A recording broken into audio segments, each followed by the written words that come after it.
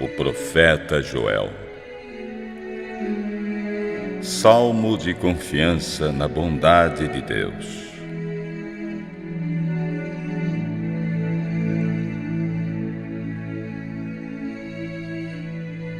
Se o Senhor não construir a casa, pouco vale o trabalho daqueles que a edificam. Se Deus não proteger a cidade, não adianta nada a sentinela ficar vigiando. Não acrescenta coisa nenhuma trabalhar demais para ganhar o pão, levantar cedo e deitar bem tarde, pois é o Senhor quem dá o sustento àqueles que ama, mesmo se estão dormindo. Os filhos são um presente do Deus Altíssimo, uma verdadeira bênção. Os filhos que o homem tem na sua juventude são como flecha na mão do soldado. Feliz o homem que tem muitas dessas flechas. Ele não será derrotado quando enfrentar seus inimigos nos tribunais.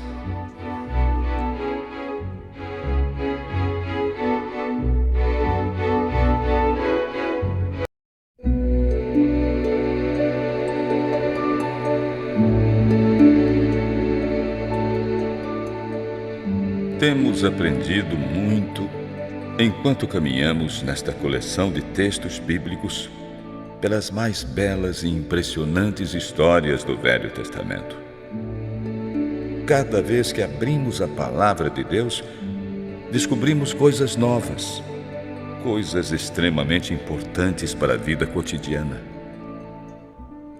Contudo, o mais importante nessa caminhada é lembrar que a Bíblia, embora muitas vezes pareça repetitiva, é uma fonte inesgotável de conhecimento, inspiração e sabedoria.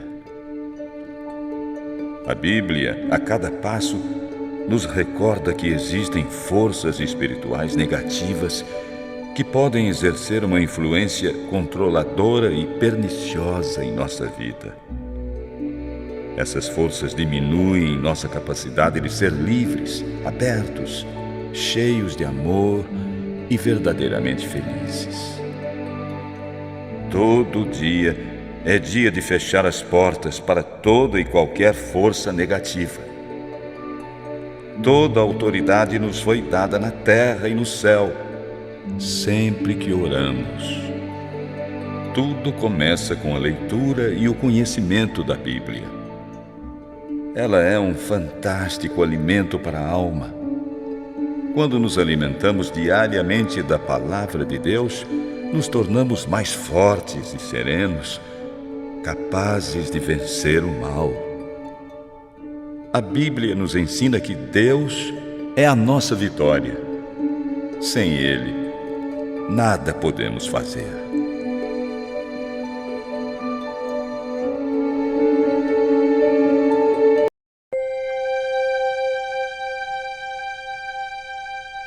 Tempos de seca e praga de gafanhotos.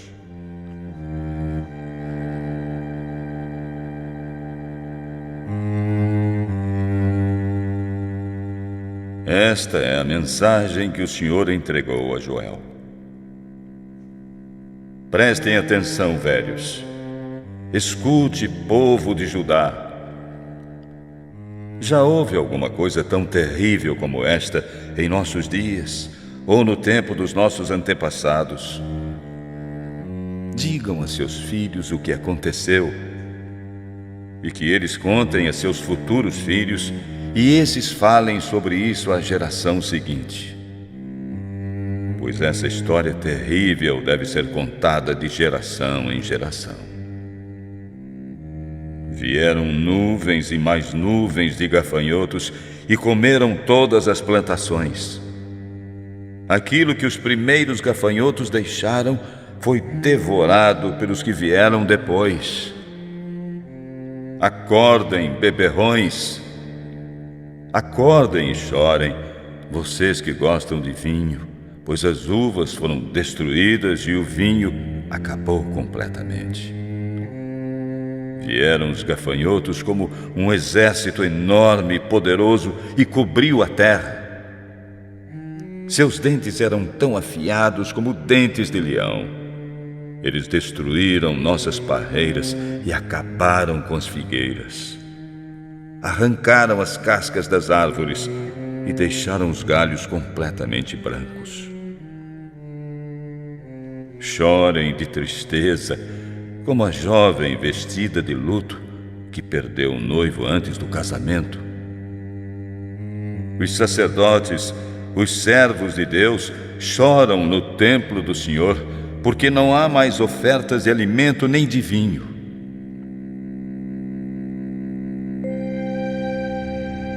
Seus campos estão vazios de colheitas, completamente arrasados. Em toda parte o que há é tristeza e pranto.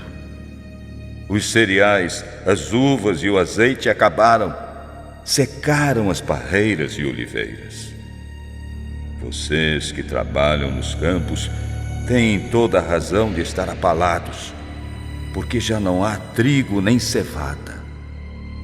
Todas as colheitas foram destruídas.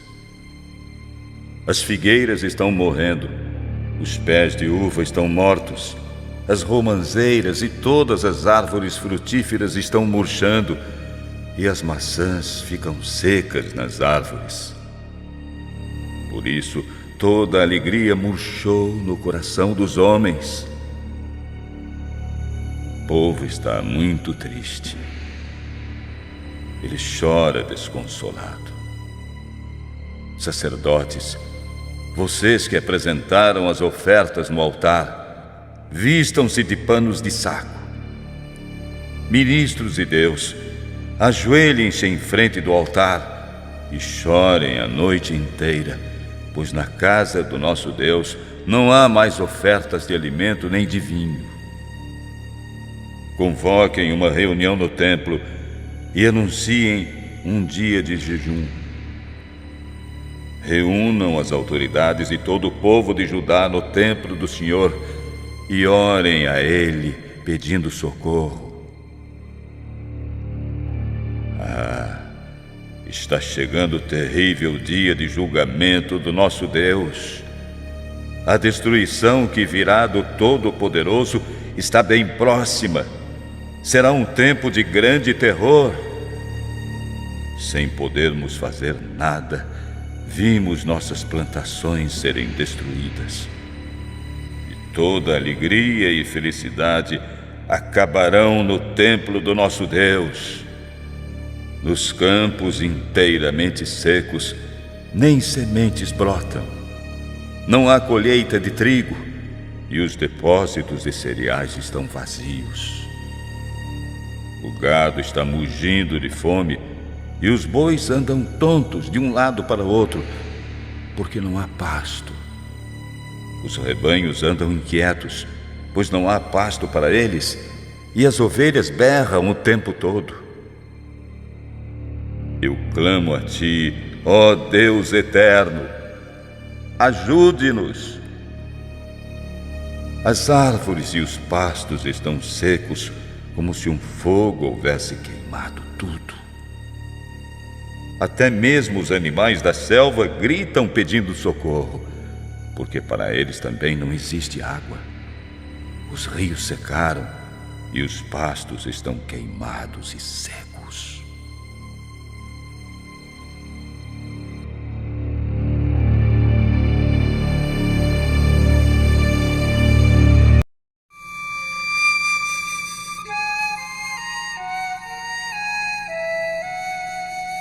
Os gafanhotos e o dia do Senhor.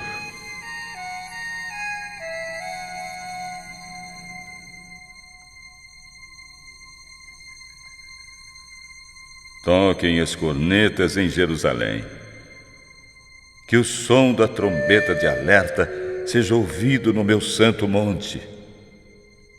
Que todos tremam de medo, pois o dia do Senhor está chegando. Será um dia de escuridão e de sombras, de nuvens negras e trevas profundas. Os gafanhotos avançam. Parecem um exército enorme e poderoso. como noite escura, cobrem as montanhas. Nunca se viu nada parecido com eles, nem jamais se verá no futuro. Eles devoram tudo como um fogo forte que tudo queima e destrói. Antes deles chegarem, a terra é um verdadeiro paraíso. Depois de passarem, parece um deserto. Os gafanhotos acabam com tudo. Correm velozes como cavalos. Vêm saltando no alto das montanhas, fazendo um barulho infernal como carros de guerra, como galhos secos estalando em meio ao fogo. Eles vão avançando e todo mundo treme, branco de terror. Atacam como soldados valentes. Correm, escalam as muralhas da cidade como soldados bem treinados.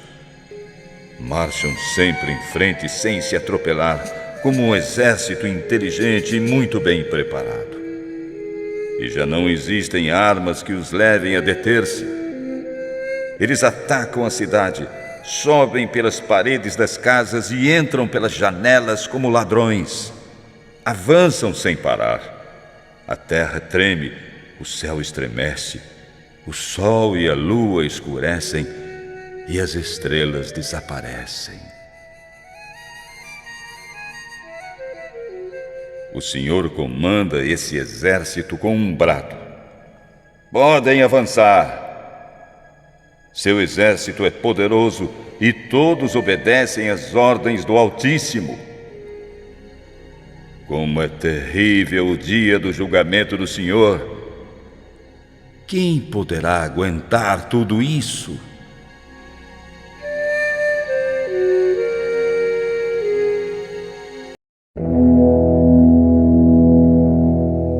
O amor de Deus é maior que a sua fúria.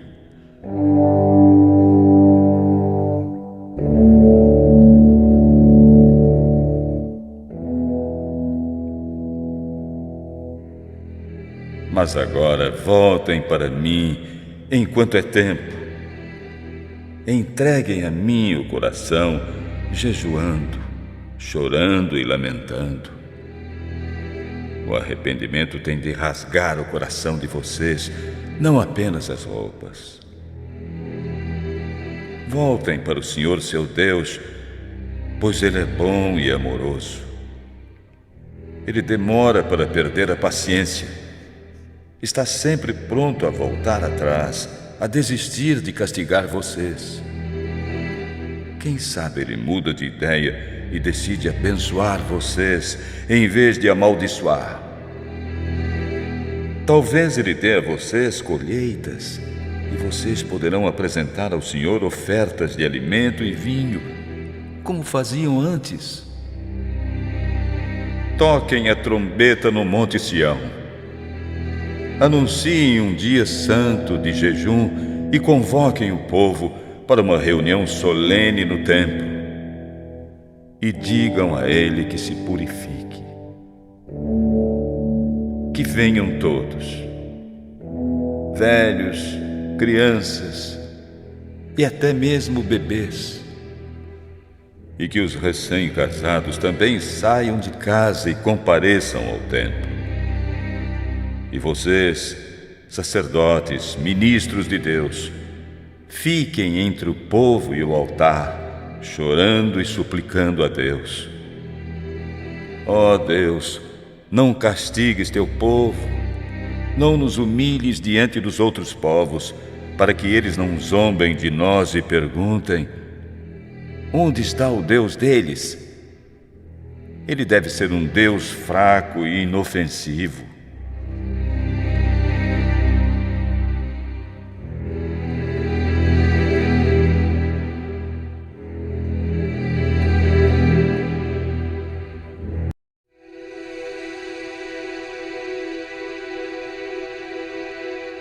Deus abençoa novamente a terra.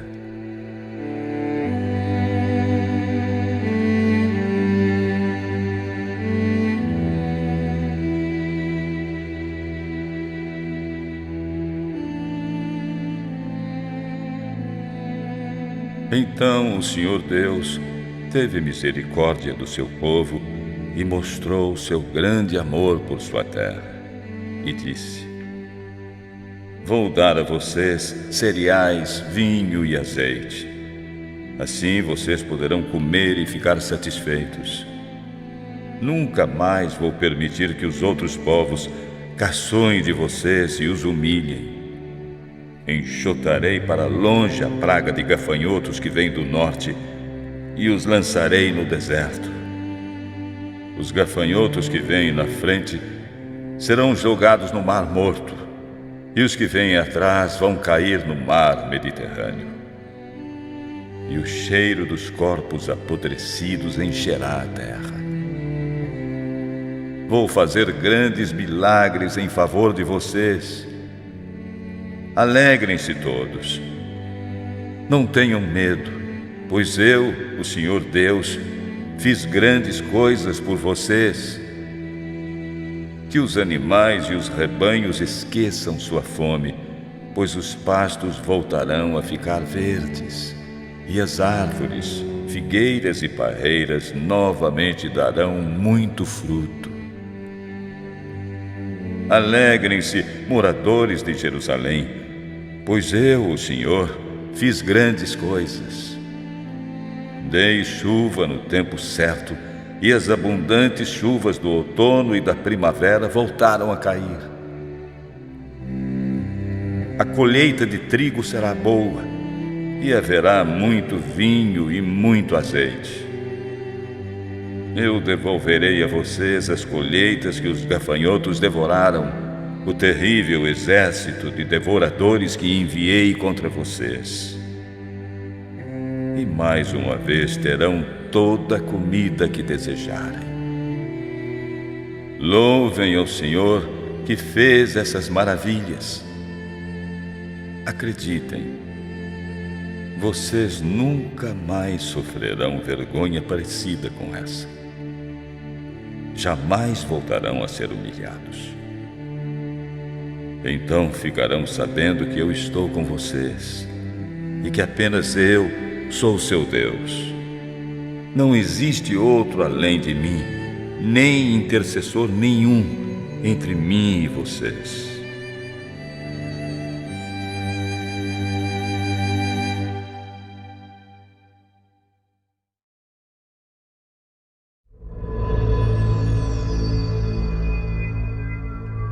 O dia do Senhor Deus.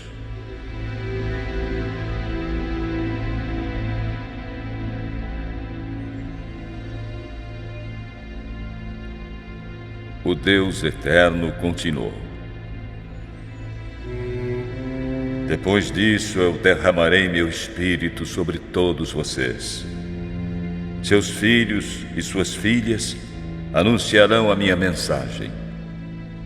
Os velhos terão sonhos e os moços terão visões.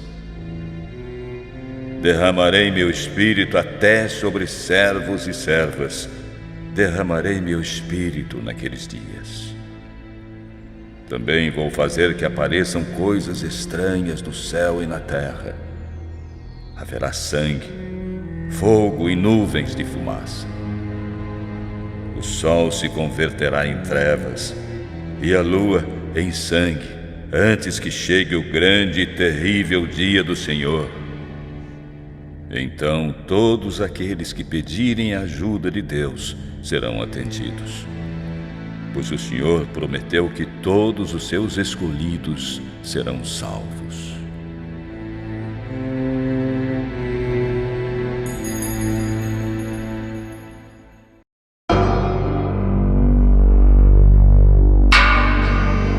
O julgamento de Deus.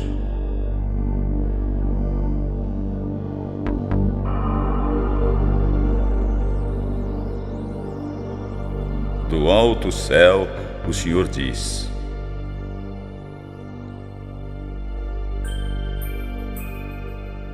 Naquele tempo, farei com que o povo de Jerusalém e de Judá prospere de novo. Então ajuntarei os povos de todos os países e os levarei para o vale de Josafá, e ali os julgarei.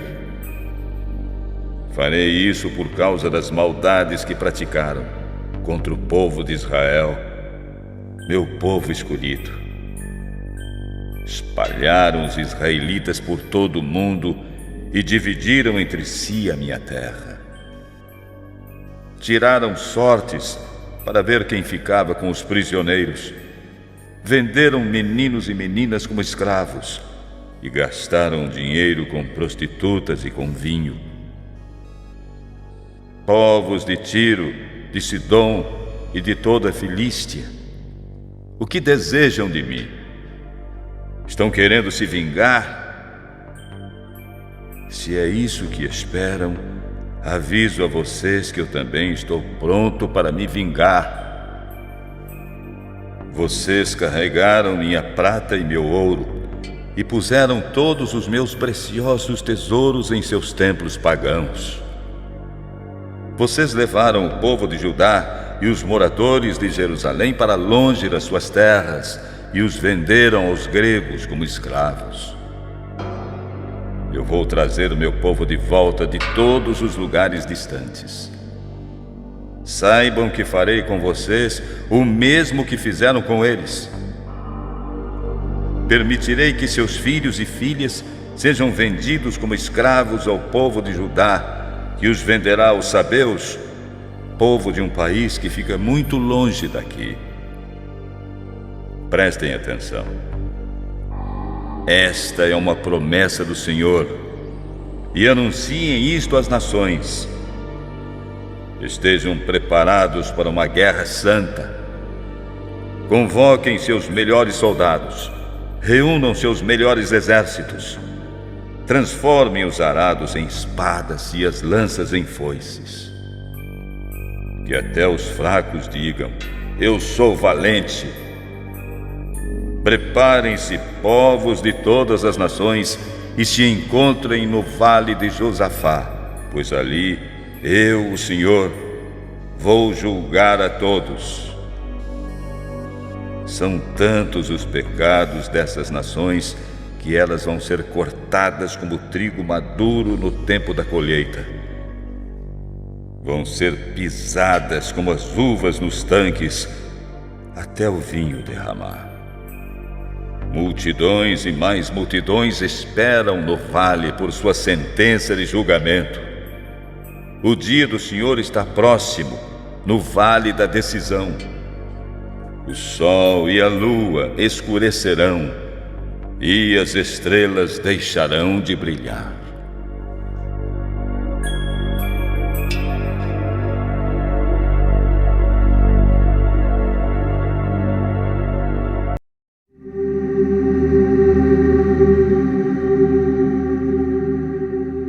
A bênção de Deus.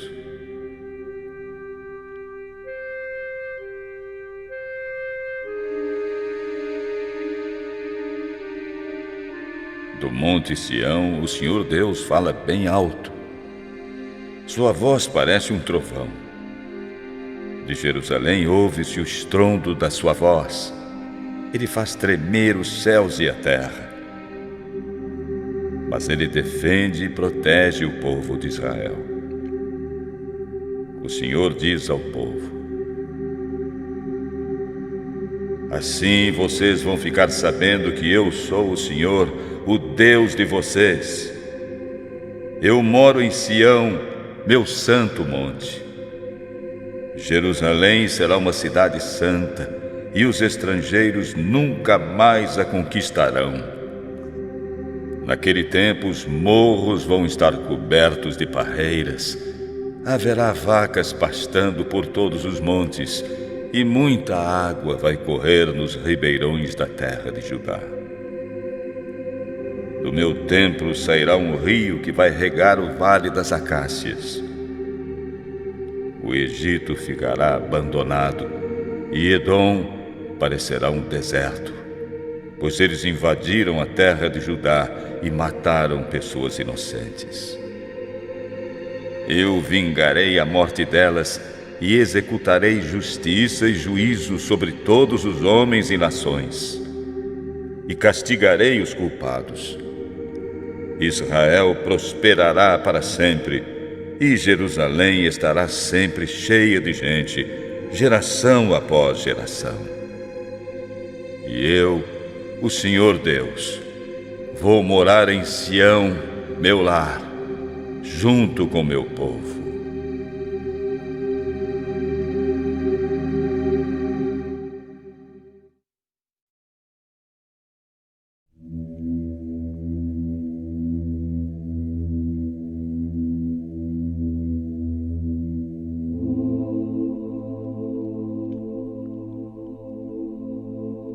Ó Senhor, Tu és diferente de tudo quanto encontrei na vida. Mesmo que esteja no fundo do oceano, Tu desces até ali e vais me socorrer. Tu me dás paz, serenidade e descanso, ainda que esteja em meio a muita luta, solidão e sofrimento. Tu me enches o coração de amor, de espírito de perdão e de paciência, e me fazes voltar a crer na vida. Com as lições maravilhosas da Tua palavra, como a de Jonas, Tu me ensinas que não posso me esconder jamais de Ti, pois sempre irás me encontrar. És aquele que me arranca da fúria do mar tempestuoso, ou me guias pelos caminhos difíceis e espinhosos, rumo ao abrigo. Jesus, Tu que conheces cada pensamento meu, transforma meu caráter, fazendo de mim um vaso precioso, para que todos, ao repararem em mim, vejam que o Deus que adoro é o único e verdadeiro. Pois meu rosto, minhas palavras, minhas reações diante da família, dos amigos, vizinhos ou conhecidos, tudo revela que estás comigo. Sim, Jesus, Teu amor foi o que de melhor achei na vida.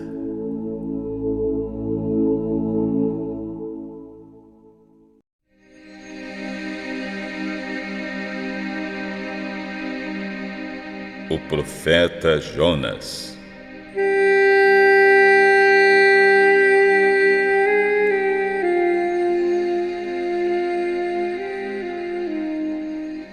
O profeta Jonas é um dos personagens bíblicos que mais se aproxima de uma fantasia ou lenda.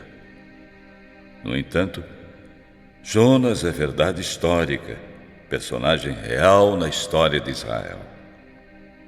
Deus é muito abundante em milagres neste pequeno livro, como o fato de a tempestade cessar quando Jonas é lançado ao mar e sua permanência durante 3 dias no ventre de um grande peixe. Jesus Cristo confirma a realidade e a importância de Jonas quando diz que assim como ele esteve oculto no ventre durante 3 dias e 3 noites, e de lá saiu vivo com mensagem de vida, assim também aconteceria com ele, Jesus, após sua morte. No livro de Jonas, conhecemos a vida de um profeta, a princípio sem compaixão, teimoso e desobediente, mas que se tornaria uma força e um exemplo. Deus mandou que ele fosse pregar em Nínive, a capital do poderoso império da Assíria. Esta nação era a inimiga número 1 do povo israelita. No entanto, Jonas desobedeceu. Não foi anunciar a mensagem de Deus entre os assírios, como estava instruído a fazer. Um dos momentos mais emocionantes da história de Jonas é o diálogo entre Deus e ele. O Senhor estava para destruir a cidade de Nínive. A única coisa que poderia salvar o povo da destruição seria que ele se arrependesse dos seus pecados. E Jonas foi o escolhido para anunciar ao povo a libertação de seus erros e o possível castigo. Mas o profeta foi teimoso e desobediente. Por isso foi castigado.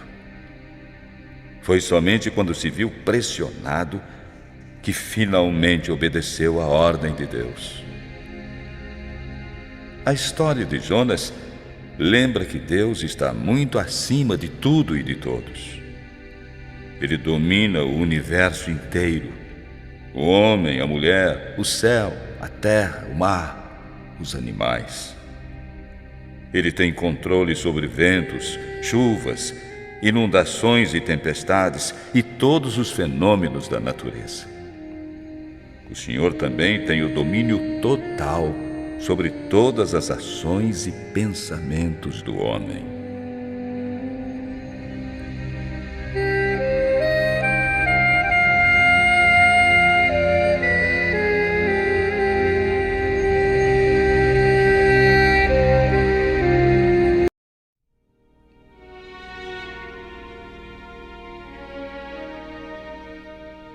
Jonas foge de Deus.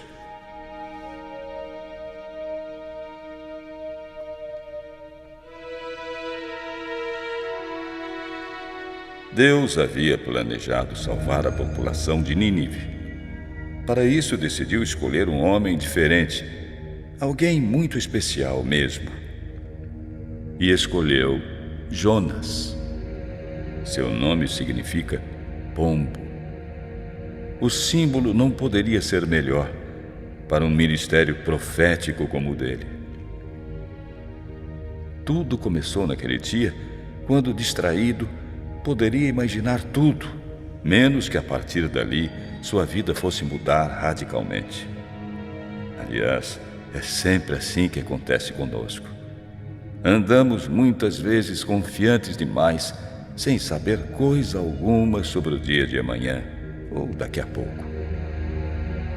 O Senhor disse: apronte-se, Jonas. Siga até Nínive e anuncie a seus habitantes esta minha mensagem. Vou destruir vocês, porque a sua tremenda maldade chegou aos meus ouvidos. Daqui do céu, posso ver tudo o que está acontecendo. Diante daquela ordem tão estranha, Jonas ficou muito perturbado. Dominado por muito medo, preferiu fugir. Desceu então a Jope, onde descobriu um navio que iria seguir em direção à Espanha. Pagou a passagem e embarcou. Era sua intenção viajar com os marinheiros para Tarsis, onde se esconderia o mais longe possível da presença de Deus. Desceu ao porão escuro do navio e adormeceu, imaginando que ali o Senhor nunca iria encontrá-lo. Entretanto, no meio da noite, Deus enviou uma tempestade terrível. Era tão violenta que ameaçava partir o navio pelo meio. Os marinheiros ficaram apavorados, sem saber o que fazer. Puseram-se a gritar como loucos, cada um pedindo socorro ao Deus deles. Então, para deixar o navio mais leve, começaram a tirar toda a carga no mar. O capitão do navio desceu ao porão e encontrou Jonas dormindo feito um anjo. O que há com você, homem? Como pode ficar aí nessa calma, dormindo numa hora dessas? Ande, levante-se daí e fale com seu Deus para ver se ele tem pena de nós e nos livra. Enquanto isso, os marinheiros resolveram tirar a sorte e descobrir quem no meio deles, afinal, havia ofendido os deuses a ponto de provocar aquela tempestade. E quando viram Jonas ali, com cara sonolenta e espantada, ao lado do capitão, lhe perguntaram: quem é você? E que foi que você fez para provocar essa tempestade? De onde você vem? Qual é a sua terra e seu povo? Quando tiraram a sorte para saber o culpado da tragédia, caiu o nome de Jonas. Ai, que coisa horrível! Eu sou judeu e adoro o Deus que fez o céu, a terra e o mar. E agora? Que vai ser de mim? E que vamos fazer com você para que a tempestade pare? Com os olhos arregalados de medo, enquanto o mar se agitava cada vez mais, eles trocaram olhares entre si. Então Jonas disse: só há um jeito. Vocês me peguem e me atirem no mar, pois eu sou o único culpado dessa horrível tempestade. Tenho certeza de que se fizerem isso, o mar ficará calmo de novo. Enquanto isso, os marinheiros se puseram a remar com toda a força, tentando levar o navio para a praia, mas nada conseguiram. Era impossível lutar contra aqueles ventos terríveis e os vagalhões imensos. Então, em alta voz, fizeram uma oração ao Deus de Jonas. Ó Deus, por favor, não nos castigues por tirarmos a vida deste homem. Não somos culpados por isso, pois esta tempestade caiu sobre nós pelas razões que tu conheces muito bem. Terminada a oração, os marinheiros pegaram Jonas e o lançaram ao mar. Assim que ele caiu no meio das águas impetuosas, o mar ficou manso, manso, e os ventos pararam de soprar. Todos ali se encheram de medo e espanto, sentindo ao mesmo tempo temor e respeito por aquele estranho e poderoso Deus de Jonas. Então ofereceram sacrifício e fizeram promessas ao Senhor. Quanto a Jonas, o Senhor ordenou que um enorme peixe o engolisse. E ele ficou dentro do peixe durante 3 dias e 3 noites.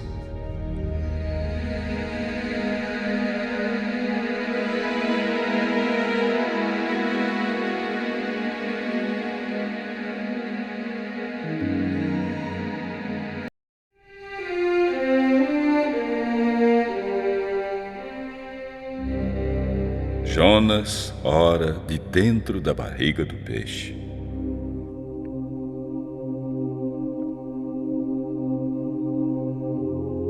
Ali, dentro do peixe, Jonas orou. Ó Deus, na minha aflição clamei por socorro e tu me respondeste.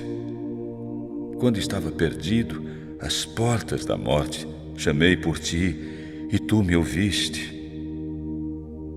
Do fundo do mundo dos mortos, gritei pedindo socorro, e tu escutaste a minha voz. Tu me lançaste no fundo do oceano, e ali fiquei cercado de águas assustadoras, as ondas poderosas rolando sobre mim. Então imaginei que havia sido lançado fora da tua presença, e que não tornaria a ver o teu santo templo. Afundei debaixo das ondas e a morte quase me alcançou. Algas ficaram enroladas na minha cabeça. Desci até a raiz das montanhas. Fui separado do mundo dos vivos e cheguei à terra que tem o portão trancado para sempre. Tu, porém, ó Deus eterno, me arrancaste das garras da morte. Quando senti que estava morrendo, então me lembrei de ti, e minha oração aflita e sincera chegou ao teu santo templo. Aqueles que adoram falsos deuses deixam de receber de ti as coisas maravilhosas que vêm do teu cuidado e do teu amor. Mas eu cantarei louvores ao teu nome e cumprirei todas as promessas que te fiz. pois só tu podes nos livrar do perigo, ó Deus.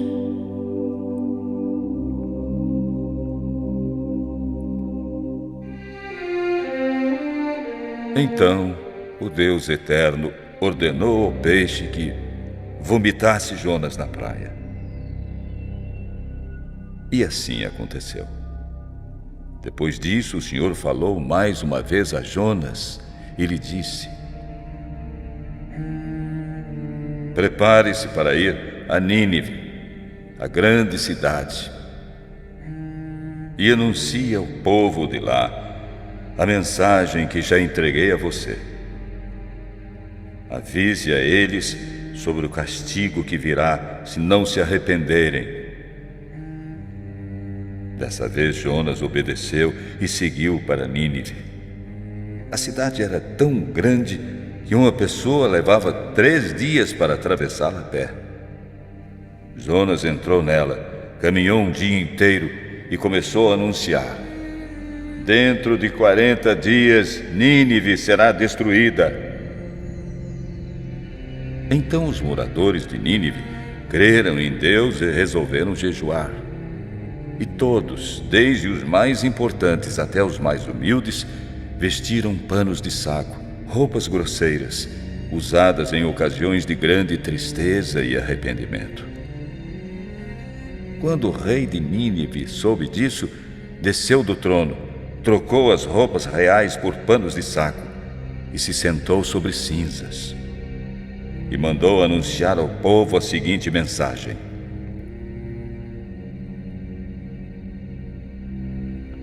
esta é uma ordem do rei e dos seus ministros. Ninguém pode comer nada. Todas as pessoas e também os animais, o gado e as ovelhas, estão proibidos de comer e beber. E todas as pessoas e os animais sejam cobertos de panos de saco. E que cada pessoa se humilhe diante de Deus, peça perdão a Ele e abandone seus maus caminhos e suas maldades. Quem sabe, assim Deus muda de ideia. Seu furor diminui e Ele nos deixa viver. Quando Deus viu que eles haviam deixado de lado seus hábitos ruins e abandonado seus maus caminhos, então mudou de ideia e não castigou a cidade, como havia prometido que faria.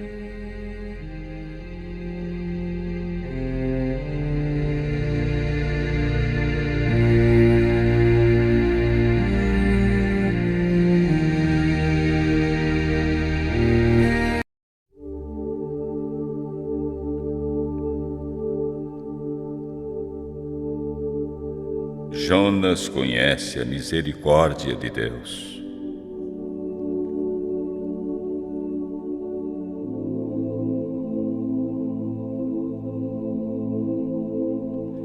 Esta mudança nos planos de Deus deixou Jonas muito aborrecido.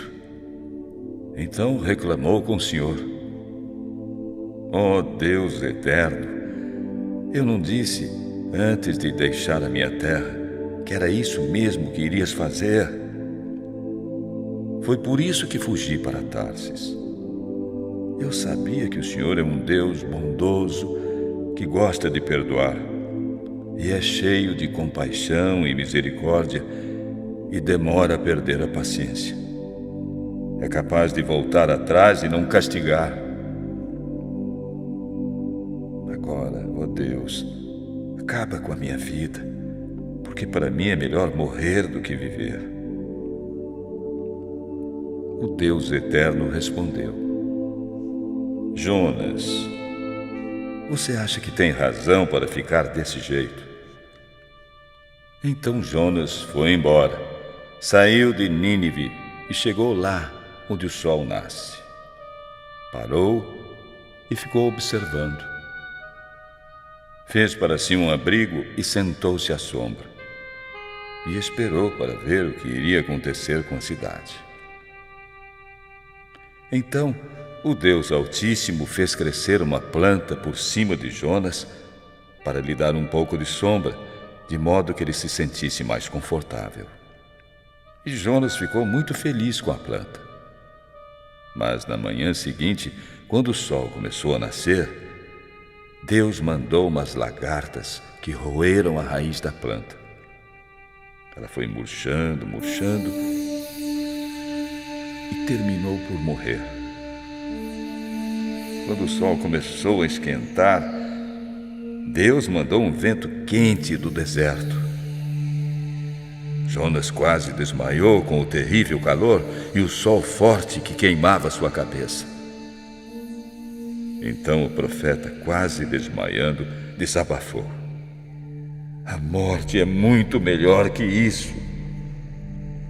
Mas Deus perguntou a Jonas: Jonas, você acha que está certo ficar com raiva só porque a planta morreu? Jonas respondeu: sim, tenho razão para estar assim com tanta raiva. Não aguento mais. Eu quero morrer. Então o Senhor disse: você fica com pena de si mesmo pelo simples fato de seu abrigo haver sido destruído. No entanto, você nada fez para que a planta crescesse. E ela não passa de uma planta muito frágil, que cresceu numa noite e na noite seguinte desapareceu. Então pense bem, Jonas. Como posso eu não sentir compaixão e ficar triste com uma cidade grande como Nínive, onde há mais de 120.000 pessoas vivendo em completa cegueira espiritual e também muitos animais?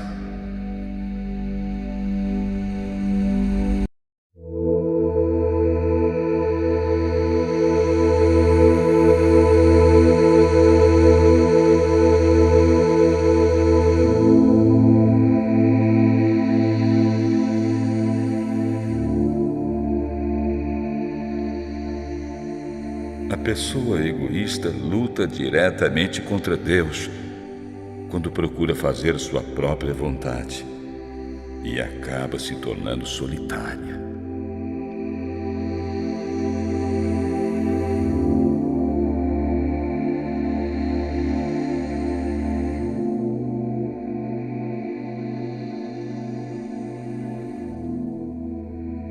A mentira tem vida curta, mas a verdade vive para sempre.